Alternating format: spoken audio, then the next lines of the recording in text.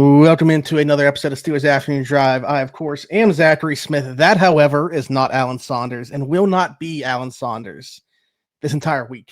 Alan on vacation. Hope he's enjoying that. Hopefully he enjoys the time away. Texted the group basically to say, hey, I'm doing nothing. I'm doing as little as possible. DND, do not text. So appreciate that. Appreciate Alan. I'm expecting this week he's gonna end up like popping in from the beach or something like that. He told me to anticipate it. But anyways, in the absence of Alan Saunders, we got Aaron Becker back on the show. Aaron, how we doing? We're doing well, man. I'm feeling a lot better than I was last Friday. Just got a little cough at this point, but overall pretty good. And Alan, enjoy your vacation. Stay away. Stay away. Well, hey, speaking of staying away, I think the people, based off how we left off the conversation when you were on here last Thursday, thought that you were going to be away for a while. But hey, quick turnaround to get you back on the Steelers Afternoon Drive. We're going on vacation, and we have a lot of new faces. The next 3 episodes after today will be first time hosts of the show. Joe Morrison going to be joining me tomorrow, and then Brennan Howell the following 2 days. So excited for that. Excited for them to get their feet wet here. It's like getting a call up to the big leagues from the minors when you step into the afternoon drive. But Aaron, one thing that we wanted to talk about before we dive into some questions, a 49ers wide receiver is disgruntled about his contract, which means it's an off season in the NFL. Jauan Jennings looking for a new deal, making a modest $7.5 million or scheduled to. I can understand, certainly, based off what they've asked him to do and the production he's provided for them, not wanting to play for $7.5 million in 2025. So he said, get a new contract or trade me. And this is kind of a path that we've seen for receivers. Now, what's interesting is they did just give him a short-term extension last year, and then he had to play a very integral part in their offense last year. Deebo Samuel, not very effective. Brandon Ayuk obviously suffering an injury. Ricky Pearsall, unfortunately, due to his situation, a little bit slow out of the gate getting started and getting incorporated into that offense. So Jennings was asked to do a lot more than I think you would have thought was going to be put on his plate. But he's been a good player for a while. Last year was like the first year of like true like wide receiver 2-ish production. What do we make of Jennings? Do you think that he's a fit for the Steelers if you were able to pry him away? Should this be something that they're entertaining? Yeah, I mean, there's a lot of layers to this, and I actually wrote a piece on it on SteelersNow.com today, so go check that out. But yeah, I mean, first of all, the question is, should the Steelers be interested? And it's a resounding yes. I think he is by far the best wide receiver 2 option on that's potentially available, right? Coming off a career high 77 catches, 975 yards, 6 touchdown season. Second question is, are the 49ers even interested in moving on from a player like that? They do have a guy like Brandon Ayuk that all Steelers fans are very familiar with from last offseason, but he's coming off a torn ACL. Then you got Ricky Pearsall, like you said, their first round pick in 2024, but he's still unproven in this league. So Jennings provided that upside for them at that receiver position last year. So if I'm San Francisco, I'm going to do my best to get a deal done with him. But if the two sides can't come to an agreement, I think the Steelers should absolutely inquire about this one. The third question is, what's the trade price going to look like, right? I certainly wouldn't move day 1 or day 2 pick, but if you're looking at maybe similar trade package as maybe like Mike Williams, like we saw at the trade deadline last year, an early-ish day 3 pick, round 4 or 5, I think that could certainly get the deal done, especially because you're going to have to pay him as well. And that's the fourth question. What's he asking for? Like you said, he's making $7.5 million this season. He clearly wants a pay raise. I looked up today on SpotRec what his kind of market value is, at least what the site thinks, and it said a 2-year 20. So that's only about a $2.5 million pay raise. I'm expecting he probably wants a little bit more than that, just being right under that 1,000-yard thresh mark last season. Yeah. But if you're looking 12 to 15 range, I mean, I think that's very respectable as a number 2 receiver. Like I said, I think he's by far the best potential option that's available. Obviously, Gabe Davis is still up there, but there's a lot of health concerns. And then the rest of the guys that we've kind of talked about are that, NFL cut down day, potentially trade guys. So, yeah, Steelers should absolutely inquire about this guy. I'm not sure, but it's worth the call, right? Yeah, I think he's been like an analytics darling for a while. So like even people and like the tape has always been good. Again, last year was like the last time or the first time that we really saw it play into the stat sheet because he had to play in a larger role. But like, I've been buying Jennings stock for a few years now, thinking he was a really good player. And if somebody was going to be on the outs in San Fran, that is a guy that I would love to pry away. And now, especially playing in Arthur Smith's offense, where I think he fits like a glove with what they ask their receivers to do, I think it even makes more sense. It is tough to find a sweet spot on the compensation going to San Fran, in my opinion. Honestly, more so than even like the price tag for him on an extension, just because I think I'm probably at like a round 4 pick being like what I would want to give up for him, because you're talking about having to give him a new contract as well. And if I'm San Fran, I'm probably doing that. Like I would rather just turn around and pay him like a wide receiver too, knowing that you're not going to have to give a Ricky Pearsall money for a little bit.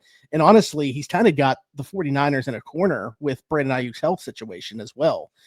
So I don't think that this is going to happen. I ultimately think that the 49ers are going to have to cave to his contract demands, and he gets a new deal there. I mean, in terms of what that's going to look like you threw that 12 to 15 number out. Yeah, I mean, that's, if he gets 15, that's double what he was set to make this year. And that's very much with like wide receiver 2 money, where I feel like he could ask for. I mean, Cooper Kupp is making $15 million this year, and that's based off name value, not what he provided last year or what I even think he's going to provide going forward. I would rather have Jennings at this point in his career, is basically what I'm saying. So yeah, I agree. I think he's the best player that's maybe potentially out there. Would definitely rather have him over a Gabe Davis. The only guys like you could maybe get me within that same bucket is the Packers guys. And I don't think right now that that's an option. They don't have to make a move. Like, they got to maybe move somebody when Christian Watson comes back from that ACL, which is like maybe around the trade deadline, they're going to have to move somebody. But like, I know they drafted 2 guys. They haven't seen those guys in training camp at all. Like, there is no reason for Green Bay to move one of those guys right now. So easily, to me, if he's available, this is the best guy that they could possibly get on the trade market. Yeah, and Jennings is kind of putting pressure on San Fran right now. It's not going to be, I feel, too long of a drawn-out process. Adam Schefter wrote today that Jennings gave them a deadline of the start of training camp next week, or he's going to officially put in that trade request. So, I mean, I think he wants to be and paid, he's not in a position to sit out either. Like, he hasn't made enough money in his career. Right. Yeah, so, Yeah, so, I mean, it'll be interesting. I mean, the Brandon Ayuk saga was drawn out for several months last offseason. I know the Steelers don't want to kind of be another pawn in another contract negotiation with another San Francisco 49er wide receiver, but it's definitely worth the call. Like, I agree with you. I don't foresee them moving him. I think they probably reach an agreement at some point. But yeah, it's definitely worth the call. Yeah, I've seen a lot of people throw around. It's so weird how like age is looked at in the NFL. Like, I had people replying to me saying he's already 28 years old and stuff. I'm like, 28? Like, what are we talking about? Like, this team right now has one solution, short and long term, in DK Metcalf. Yeah. Like, don't get me wrong, I like Calvin Austin. Nothing guaranteed beyond this year. He's not under contract. Roman Wilson's a complete lottery ticket going into this year. Yeah, Ben Skoranek signed a 2-year contract. Look at that. I like Ben Skoranek, special teamer. Where are the solutions coming from at the position? Right now, we're just looking ahead to the draft, I guess. But like, we're going into a second straight year where we're talking about having one guy at the top of the depth chart and then a lot of question marks. Yeah, and Jennings would give you that flexibility in next year's draft, because I think it's pretty obvious that the Steelers are going to gun for a quarterback in round 1, and then you're looking for a potential wide receiver 2 on day 2 and or 3. Jennings, if you kind of bring in a guy like that, give him a 2-year extension, you know, till he turns 30 or whatever. I mean, that gives you an opportunity to have a wide receiver 2 in place. And then if another rookie next year that you draft can step up and overtake that wide receiver 2 spot, great. And if not, I mean, you have fantastic insurance for a guy that just put up nearly 1,000 yards last season. Yeah, he's not walling you off from any other draft plan thinking about you at that spot, because as much as I just talked him up, he's not like that dude that he's doing that again, though. Certainly an analytical darling. I reposted this. I believe it was from the 33rd team. Yeah, it was ranked in the top 20 in yards per route run last year and total EPA on his targets. He was 14th in yards per route run at 2.44, and he was 19th in EPA, total EPA on his targets at 42.5 of players who ran at least 200 routes. So the usage was definitely there last year, and he certainly did his job. Again, that kind of mean, like I was having this debate back and forth with somebody on there. Like people were like, well, the production was only 1 year. But like when you play a position that is directly tied to another position getting you the football, you can't only look at production. That's why it's so important to have this information privy, to be able to look at and kind of piece it all together. And every time that I've watched Jennings play football, I've come away thinking this is a really good football player. So I don't expect it to come to fruition, but certainly the Steelers, like you said, I'd actually be surprised if that phone call wasn't made already. Like, I think even going back to the Ayuk talks, going back to the Deebo Samuel talks, at some point, I'm sure Omar was like, okay, well, what about Jennings? That, like, his name had to have been thrown in there at some point. Absolutely. I would be very surprised if it wasn't. We got a question on that as well, but I feel like we probably answered that within there. So I guess we can kind of move on from that, which, by the way, we're going to need a lot of those this week. So already, I know I asked for them at the end of every episode, but certainly if you're hearing me talk about it right now, drop some questions in the comments for the rest of the week as we work through this here. Speaking of receiver, let's talk about a tight end and if they can fill the role of a receiver at all. We've kind of touched on this a little bit. I don't know if it was on an episode that you were on necessarily, Aaron, but do you think the Steelers could use Jonnu at all in a slot receiver role, even with the likes of Calvin Austin, Roman Wilson on the roster? Yeah, absolutely. I mean, I think we're going to see a lot of 13 personnel this year with the Steelers. They want all three of those tight ends out there: Pat Freiermuth, Jonnu Smith, Darnell Washington. So yeah, splitting him out a little bit from the line of scrimmage just makes them more versatile, right? Keep the defense on its toes. And Jonnu is more so known for his, rack ability. Not so much his blocking really. And so, that's definitely a role that I think the Steelers are envisioning when they traded for him, because they don't have that number 2 receiver. So I think he's going to be very much involved in the pass game, in that slot role. Calvin Austin, Roman Wilson. I know they're expecting big things out of Calvin. They've been very open about talking about how they see him as a wide receiver too in this offense, even though we've obviously talked endlessly about how we think they're going to add to that room. And then Roman Wilson is still, an unproven prospect as well. So Jonnu Smith is exactly the opposite of that, coming off a career year himself. I think that's definitely an option for him in the offense for sure. Yeah, like Pat plays the Z when they're in 13 personnel, but like it's not what you envision the traditional Z, and I think that's why, like, how well we see a guy like Calvin, if they try to use, like, they're going to have to, Calvin or Roman, you're going to have to see what one of those guys can do on the outside to determine a lot of this. But if that transition goes well, then certainly you could see a lot of more moving pieces in Jonnu in the slot.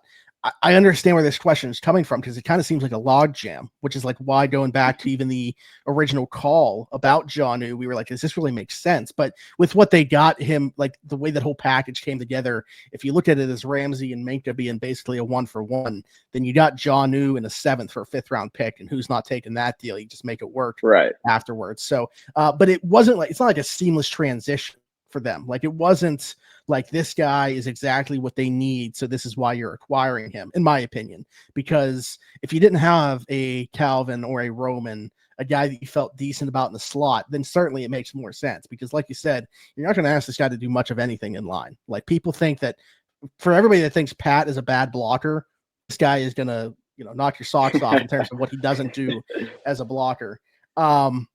So yeah, like, I think I'm curious to see how it all comes together, and it's more about the coaching staff than it is the players and the way that they're going to make this work. But if, and this is a big if, Calvin or Roman are able to take a role on the outside, then I think it opens up a lot more of what Jonnu can do in the slot. Yeah, that's what I was just going to say. I think the bigger alignment question right now is who that second outside receiver is, because the Steelers have an endless amount of these slot guys. Yeah. So, I mean, I think that's the bigger question. And maybe that player isn't even on the roster yet, but the Steelers have as many options as you can possibly have in the slot, whether it's Jonnu or Calvin or Roman. I mean, Scotty Miller is even a roster kind of bubble guy that could make. And he played a ton in 13 personnel last year. Like, he would be the sole receiver on the field. Yeah. Which very questionable when you had a guy like George Pickens out there. And you're hoping DK Metcalf is out there on those plays instead of Scotty Miller this year if he makes the Well, team. that's, I think Alan and I were talking about this, and he brought up a good point. It seemed like that was like the benching of George Pickens when those would take place. Like, yeah, that was, and I don't think you're going to have that same, or hopefully you don't, with DK. So DK right. should be a guy that can just stay on the field in those situations. Because to your point, last year when they would do that, it's like, okay, well, this clearly isn't going to the receiver. Like George Pickens obviously gives you at least a bit of a threat of what's going to happen on that play. But yeah, again, this should be interesting to see how all these pieces come together. That I didn't even know if I mentioned his name, but that was from Frio J. So we appreciate the question there, Jay. This one comes from Mac Mars on YouTube. He said, do you think that we could see Ramsey used in a Brian Branch type role? And I actually really like this. Brian Branch, who came from Alabama, similarly to Minka, played that star position at Bama, and then they decided basically to do the same thing with him in Detroit, played some free safety, would play slot corner, kind of like basically brought him into the NFL and let him get his feet wet playing that slot corner, but moving him around a lot more. And it's interesting talking about a guy getting his feet wet in that role as opposed to in Jalen Ramsey's case, maybe like a slow burn way of making the transition to safety on the opposite end of the spectrum. But yeah, I think what makes this move so attractive and why the Steelers wanted to do this was his ability to move around. I think if you're just like sticking him at safety, if you're just sticking him at slot, if you're just sticking him at the outside, it doesn't become as valuable. I think that the ability to move him around is why this, is going to be a more impactful addition than it would have been just keeping a guy like Minkah Fitzpatrick, who was a very good player, but you weren't getting the return on investment, if you will, from him with what he was making.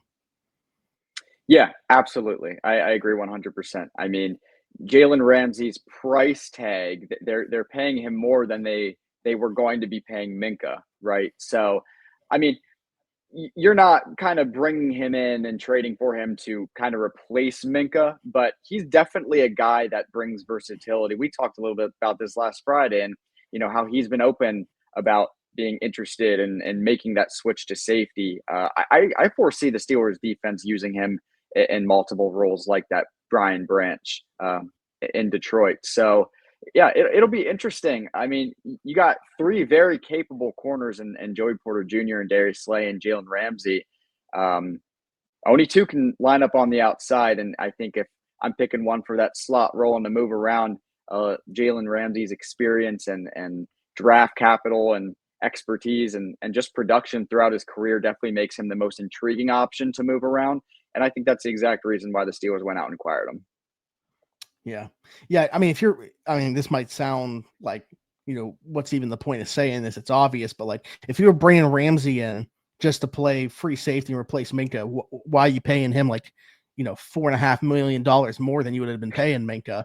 Right. So anyway, it'll be interesting to see how all the pieces of this go together.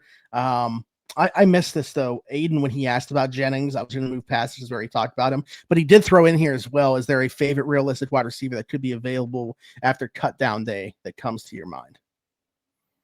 I mean, I've said it multiple times. I'll say it again. I'm a big Romeo Doubs fan. There's a lot of receivers in Green Bay right now. I don't think he's going to be a cut candidate, but I think he's definitely a guy that if they're happy with the receivers on their team, that could be available via trade for a day 3 pick, like we've kind of been talking about with Jennings. Houston's interesting too. They have Xavier Hutchinson over there. They just drafted 2 guys, Jaden Higgins and Jalen Lane out of Iowa State. So they definitely have a very crowded receiver room. And then you obviously got Gabe Davis, but I mean, he's a free agent and has a ton of injury questions right now. So I think the 2 teams you're kind of looking at are Green Bay and Houston, and my favorite's definitely in Green Bay right now.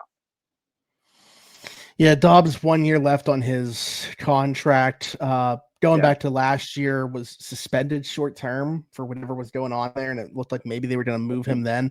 I mean, obviously, it didn't reach a boiling point where they felt like they had to, but something to keep in the back of your mind there. Maybe there's still some lingering bad blood on somebody's side with the way that went down. Who knows? But yeah, he wouldn't be cut. That would certainly be a trade just if they're comfortable enough with the rest of that room. The one that I'll throw out there And, again, this isn't something like I'm pounding the table for or anything like that. But when I look at the archetype of receiver potentially going to be on the outs, I go to New England and I look at Kendrick Bourne, who's got some guaranteed money left on his deal that I think New England would like to move on from, because, they keep drafting guys. They got a lot of young receivers there that they need to see something from. And they just brought in Mac Hollins last year, who can do a lot of the same things, this season, who can do a lot of the same things. So yeah, I don't think that he's guaranteed a spot. And if it comes down to money, I think he would be one of the guys on the outs, and he's played Z. He's been productive in the past, not, the level like at one point he might, he's had some injuries,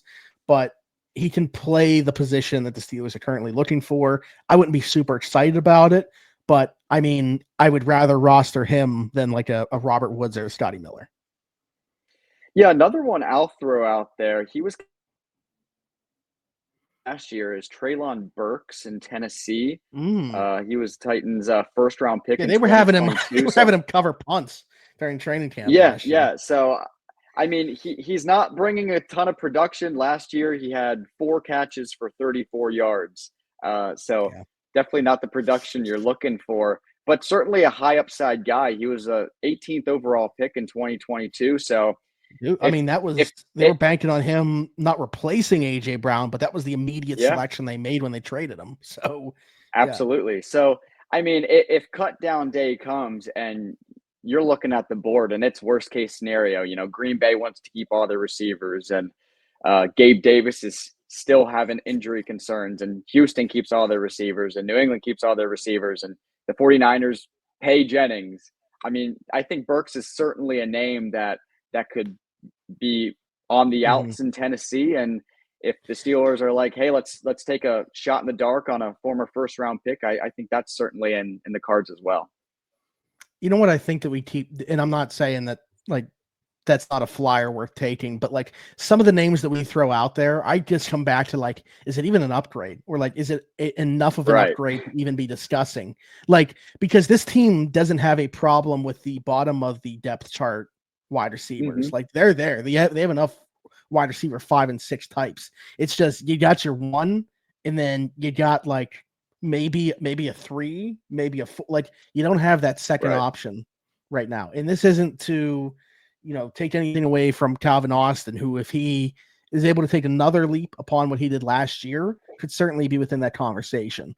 Or, Roman Wilson is going to be given a shot, but I keep saying the same thing. I feel like over and over again, him looking like a bona fide option for this receiving room should be hey, if it happens, great type of situation, not we need this to happen in order for the wide receiver room to be productive. Yeah, and if you go get a guy like Burks, you're not bringing him in to be that number 2 receiver. I mean, if the board's looking that bad at that point, I mean, Calvin is your number 2, just given his production and his rise over the last few years. But bringing in a guy like Burks would allow you to not have to play Calvin on the outside. Calvin doesn't really have the frame to do that. So, I mean, that lets Calvin still be that number 2 guy, but lets him stay in the slot, and then gives you another bigger body to kind of compete with Skoranek and Robert Woods on the outside. And if it works out, great. And if not, oh boy. So, Aaron, something we don't talk about much on here is the special teams element of this team. We saw last year, or I'm sorry, a couple of years ago, they had a bit of a punting competition. They saw Braden Mann go to Philly, were able to trade a draft or get a draft pick in return for doing so. Now you got Corliss Waitman and Cam Johnson coming back from an injury here. Do you think the Steelers could potentially parlay that same situation and get like a late day 3 pick for one of these punters, assuming that both these guys look the part and look like they have in the past? Yeah, absolutely. I think the most likely scenario there is if Cameron Johnston comes back and he's healthy. I know he was looking pretty good earlier this summer out there. And, the Steelers paid him as one of the better punters in the league when they went out and got him last year. So if he can return to that form after, that rough knee injury, which I know he worked really, really hard to come back from. And like I said, he's looked good in the limited time we saw him out there this summer. If he comes back and returns to that form, I mean, Corliss Waitman put on some good tape last year. And I think there's definitely one of the he's a 31 starting teams, punter in the NFL. Yeah. Yeah, he is. He could start probably on several of the other 31 teams that are looking for punters. So I think that's certainly in the cards. Don't expect a crazy return. I mean, you're probably looking at I don't know, either a swap like Waitman in a 7th for a 6th, or just Waitman for a 7th. Yeah. But listen, Mhm. Steelers are stockpiling that draft capital for next year, and if they can get something for a guy instead of just cutting him, I'm sure Omar Khan will definitely be having all options open at that point. Yeah, I would be. The second thing you said there is kind of the way that I'm sorry, the first thing that you said in terms of the pick swap is kind of the way that I'd be looking at it in a best case scenario world. Getting a pick straight up for him would be kind of wild, but hey, I wouldn't completely rule it out. We'll see what happens. We'll see how desperate teams are for a punter. But yeah, I do think that it would ultimately be Johnston that's kept and Waitman that's moved. And I really like Corliss Waitman. I do think last year, though, we did see, like, as it got colder and deeper into the season, I think we did see some regression there from him. Whether that was just the duration or, again, the elements that he was punting into or whatever. But there's certainly, in my opinion, some level of concern about just the way that he looked as the season went on. But I don't know that it's probably as much as he's punted, honestly. So that could be part of it too. Maybe he's going to be more adjusted in 2025. So we'll see. Definitely rooting for both those guys. Hopefully, whichever one's on the outs here is able to parlay that into an opportunity somewhere else. But stick with the special team stuff here. This one's from Omar Khan himself, Omar Khan Artist on Twitter. Wanted to ask us about what would we expect on a Chris Boswell contract extension. Okay, so I don't think, people probably realize how long Boswell's been around, but when his contract ends after next season, he'll be 36 years old. I mean, I'm not saying that I see like regression coming or anything like that, but from like what I know, I don't think that he's trying to kick until the wheels fall off either. I wouldn't be surprised if he doesn't sign another contract, to be honest with you, and calls it a career. So I'll start right there because I don't think it's a foregone conclusion that this guy is the Steelers kicker beyond 2026 on his own accord. Yeah, he has this year and next year left on his current deal. So I wouldn't expect any type of extension until at least next offseason, which he will be 35 at that point. But hey, I mean, if he comes out here this season and continues playing at the level he's been playing at, and he decides he wants to keep kicking going into his later 30s, I mean, I think it's definitely a scenario that the Steelers will welcome. What a contract would look like, I believe Harrison Butker is the highest paid kicker in the league with about a $6.4 million average. So if he's still playing at the top of his game, I mean, you're probably looking at about 6.5 per year if he wants to kind of reset the kicker market. I don't know, maybe a 1 year 6.5, 2 year 13. But yeah, I agree with you. I still don't think it's a foregone conclusion that when he finishes this current deal he's on, he'll be 36. Now that I'm sure the Steelers don't want to go through the trials and tribulations of finding another kicker because they have had some rough periods. Yeah. So I'm sure they're going to welcome Boswell back as long as he wants to continue playing and he plays at a half decent level. But yeah, it's a very he's not even question. top 10 right now, highest paid. He's the 11th highest paid kicker in his average per year, which is exactly $5 million. He signed a 4-year, $20 million extension. Yeah. I mean, if he wanted to, he could certainly sign another contract. I guess I'm just going based off, conversations that I've had. I don't think that this guy wants to kick until the wheels fall off. Recently married, had a baby. Like, I think that he wants to enjoy his life sooner rather than later away from football. And whether it's, and again, maybe this question's being asked not beyond, maybe they extend him now to pay him higher, but it's only like 1 year of an added contract. That's possible as well. And if that's the case, then I think that he would certainly go into the top 5. So just for the sake of having this discussion, let's say he could sign like a 3-year deal for what would make him he'd have to make 6.5 per to be the highest paid. Yeah. So 19 and a half. Yeah, somewhere within that range. Yeah. Under 319. 3 year, 19.5. Yeah. Yeah. But again, I'm not saying it's for sure going to happen. I wouldn't be surprised if he calls it a career when this contract comes to an end. Yeah, I agree. I mean, what were his numbers last year? Let's bring it up here. I mean, 41 of 44, so he had 93.2% field goal percentage. 13 of 15 on 50-plus yarders. I mean, the guy's still one of the best kickers in the league without a doubt. 100%. So 100%. If he wants a raise and still continues, but no one's even. I wonder if he's looking for one right now. Like, I haven't heard any discussion about this, and maybe it's because there's 2 years left. But we're seeing teams try to get ahead of this now, and that's been obviously at a different level. But the whole discussion with the TJ Watt thing, I don't know. I haven't heard a lick about this, but yeah, Sam, we'll see. we'll see. It's certainly a possibility. It's certainly a possibility. Yeah, honestly, on both ends, I think it's all possible. But anyways, good stuff, Aaron. Appreciate you joining. As always, you know the drill. Tell the people where they can find you.